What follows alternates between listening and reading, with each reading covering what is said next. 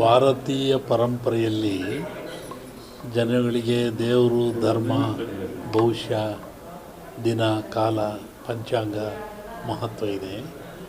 ಇದು ಕ್ರೋಧಿನಾಮ ಸಂವತ್ಸರ ಅಂತ ಭಾರತೀಯ ಪದ್ಧತಿಯಲ್ಲಿ ಒಂದೊಂದು ವರ್ಷಕ್ಕೆ ಒಂದೊಂದು ಹೆಸರು ಇಟ್ಕೊಂಡು ಹೋಗ್ತಾರೆ. ಹೆಸರಿನಲ್ಲೇ ಕ್ರೋಧಿನಾಮ ಕ್ರೋಧ ಅಂದರೆ ಸಿಟ್ಟು ಅಂತ, ಕ್ರೋಧ, ಸಿಟ್ಟು, ದ್ವೇಷ, ಅಸೂಯೆ ಅಂತ.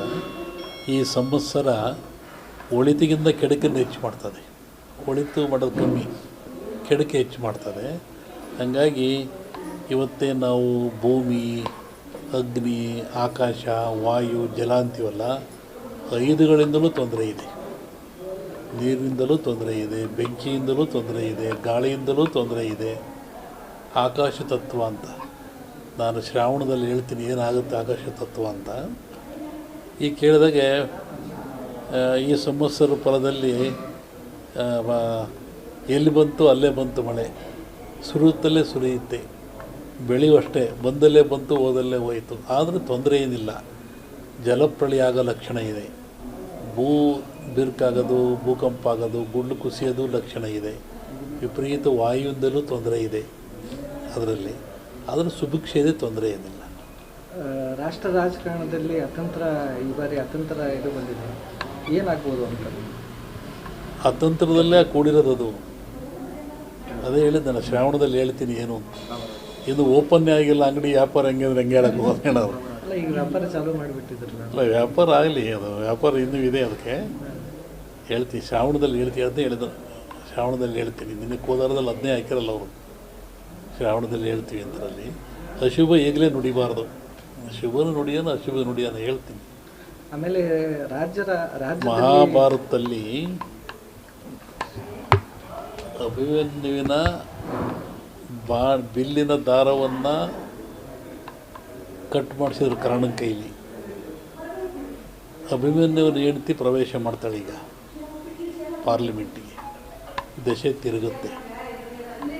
ಆದರೆ ಕೃಷ್ಣ ಇಲ್ಲ, ದುರ್ಯೋಧನನ ತೊಡೆ ಹೊಡಿಸಿದ ಕೃಷ್ಣ ಇಲ್ಲ.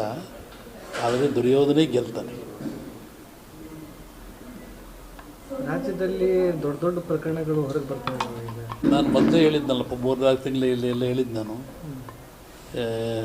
ವಿದೇಶದಲ್ಲಿ ವಿಪರೀತ ಮಳೆ ಆಗ್ತದೆ, ಊರುಗಳು ಮುಳುಗ್ತವೆ, 1-2 ಜನ ಪ್ರಧಾನಿಗಳು ಸಾಯ್ತಾರೆ, ಸಾವು ನೋವುಗಳು ಭಾಳ ತೊಂದರೆ ಆಗ್ತದೆ ಅಂತ ಹೇಳಿದ್ರು. ಮತ್ತು ದೊಡ್ಡ ಈ ಸಂವತ್ಸರ ಪರದ ಪ್ರಕಾರ ಇನ್ನೂ ಇದ್ದಾವೆ.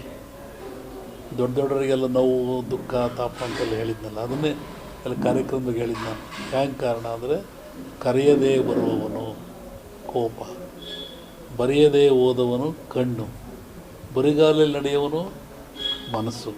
3ನ್ನು ನಿಯಂತ್ರಿಟ್ಕೊಂಡ್ರೆ ಇವೆಲ್ಲ ಆಗ್ತವೆ. ನಿಯಂತ್ರಿಟ್ಕೊಂಡ್ರೆ ಏನೂ ಆಗಲ್ಲ. ಹೀಗಾಗಿ ಇವತ್ತು ಜನ ದುಡ್ಡೇ ಮುಖ್ಯ, ಅಧಿಕಾರ ಮುಖ್ಯ ಅಂತ ಹೊರಟಿದ್ದಾರೆ.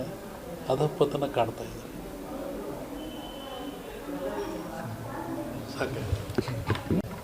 ಆದರೆ ಹೇಳಿದ್ರೆ ಈ ಸಲ 5ರಿಂದಲೂ ತೊಂದರೆ ಇದೆ, ಪಂಚಭೂತಗಳೂ ತೊಂದರೆ ಇದೆ. ವಿಪರೀತ ಗಾಳಿ ಬೀಸಿ ಇದು ಇಂಡಿಯಾ ಎಲ್ಲ ಜಾಗತಿಕ ಮಟ್ಟದಲ್ಲಿ ಹೇಳ್ತಿರೋದು.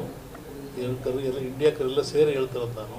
ಕರ್ನಾಟಕದಲ್ಲಿ ಸ್ವಲ್ಪ ಮಳೆ ಜಾಸ್ತಿ ಬರುತ್ತೆ, ಜಲಪ್ರಳಯ ಇದೆ, ಭೂಮಿ ಬೆಂಕಿಸಾಗೋದಿದೆ, ಬೆಂಕಿ ಜಾಸ್ತಿ ಇದೆ, ಕುಸಿಯೋದು ಇದೆಲ್ಲ ಆಗೋ ಪ್ರಸಂಗಗಳಿಲ್ಲ ಅಂತ ಅವುಗಳು